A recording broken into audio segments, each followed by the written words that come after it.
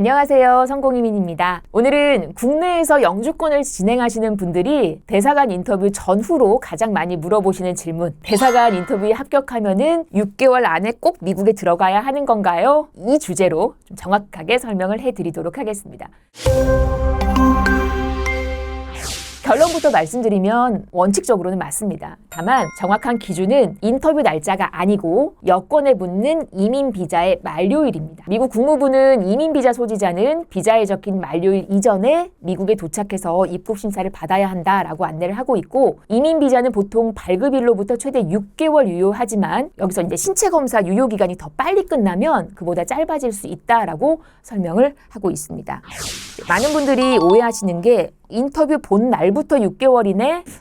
합격한 날부터 반년 안에 가면 되겠네? 이렇게도 오해를 하시는데 실제 기준은 그게 아니라는 겁니다. 자, 정확한 기준은 여권에 찍힌 이민 비자의 그 만료일까지라는 걸 꼭 기억을 하시기를 바랍니다. 미 국무부는 비자에 인쇄된 만료일보다 늦지 않게 미국에 도착해서 입국 신청을 해야 한다라고 명시를 하고 있습니다. 다시 말하면 인터뷰 날짜가 아니라 비자 자체에 적힌 그 만료일이 기준이라는 거 꼭 기억을 하시기를 바랍니다.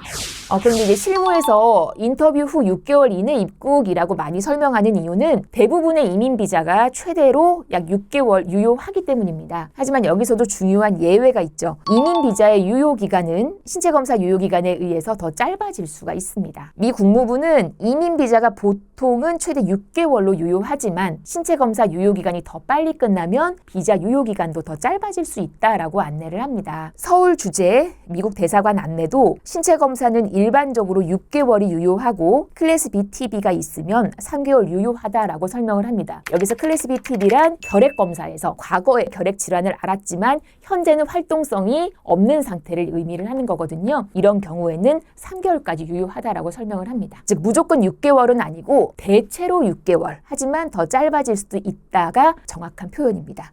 그런데 왜 미국은 이렇게 입국 기한을 두는 걸까? 이 부분도 중요한데요. 미국 영주권은 단순히 나중에 시간 나면 들어가도 되는 자격? 이런 게 아닙니다. 실제로 미국에 이주할 사람에게 부여되는 신분이잖아요. 그래서 인터뷰에 합격을 하고 비자를 받았다고 하더라도 비자 만료일까지 실제로 미국에 입국해서 영주권자 신분을 활성화해야 합니다. 미 국무부의 안내에도 이민 비자는 만료일까지 사용을 해야 하고 그 이후에는 사용할 수 없다라고 분명히 설명을 하고 있습니다.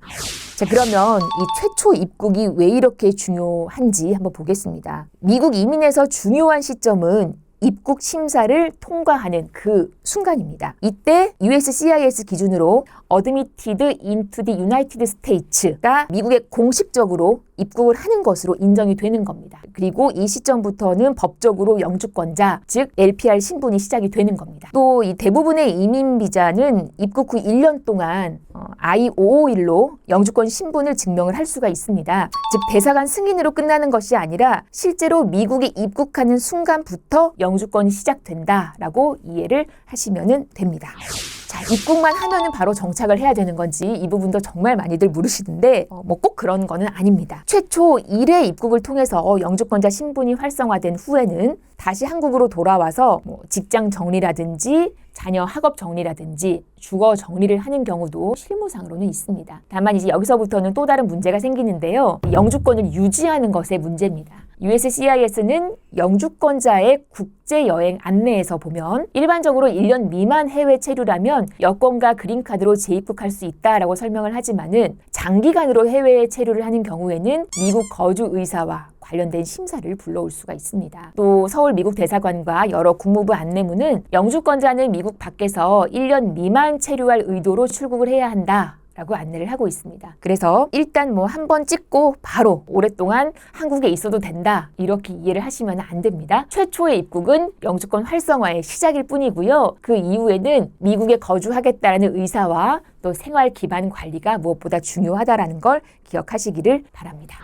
자, 입국만 하고 바로 출국할 때도 주의할 점들이 있어요. 실무적으로 가장 조심해야 되는 상황이 바로 이제 이런 상황인 건데, 첫 입국은 했습니다. 그런데 그 이후로 미국에 체류하는 기간이 너무 짧아요. 해외에서 체류가 너무 길어지고 미국 안에서의 주소라든지 생활 기반이라든지 세금, 은행 기록 같은 흔적이 거의 없는 경우입니다. 이런 패턴이 반복이 된다면 재입국을 하실 때 이 사람은 실제로 미국에 거주할 의사가 없는 거 아니야? 이런 질문을 받을 가능성이 커집니다. USCIS도 영주권자 국제여행 안내에서 장기간 해외 체류나 미국 거주 포기처럼 보일 수 있는 행동은 문제가 될 수 있다라고 설명을 하고 있습니다. 그래서 비자 만료 전에 한 번만 들어가면 끝이다 이렇게 생각하지 마시고 첫 입국 이후의 일정까지 함께 설계를 하셔야 합니다. 자, 그렇다면 또 6개월 안에 못 들어가면 어떻게 되느냐, 이 부분도 참 중요한데요. 비자 만료일 이전에 미국에 입국하지 못하면 그 이민 비자는 더 이상은 사용할 수가 없습니다. 미 국무부는 비자 만료일 이후에는 해당 비자로 입국할 수 없다라고 안내를 하고 있고, 일부 대사관 안내문들은 이민 비자는 연장할 수 없고 수수료도 환불되지 않는다라고 명시를 하고 있습니다. 조금 늦어져도 괜찮겠지, 몇 달 지나서 사정 잘 설명하면 되겠지, 이렇게 접근하시면 안 된다라는 거죠. 나만의 사정이 있어서 입국 시점이 불확실하다면 인터뷰 일정 그 자체를 너무 서둘러서 잡지 않는 게 오히려 더 안전한 전략이 될 수도 있습니다. 이민 비자 유효 기간이 신체 검사와 연결돼 있기 때문에 검사 시점과 인터뷰 시점을 함께 조율하는 것이 중요하겠습니다.